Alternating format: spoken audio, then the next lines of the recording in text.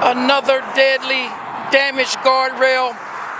This is waiting on an unsuspecting driver that hits this guardrail, expecting it to save their life, and it will actually kill them. This guardrail is damaged.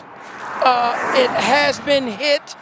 You can see that this cable here is not functional, and the guardrail has started to feed through the head. You can see the first post is also damaged, and ironically, the other end of this guardrail is also damaged as well. We'll video that. So again, this is why you never assume when someone in your family or friends is in a vehicle crash, you never assume that it's just an accident. The guardrail infrastructure in every state is seriously compromised.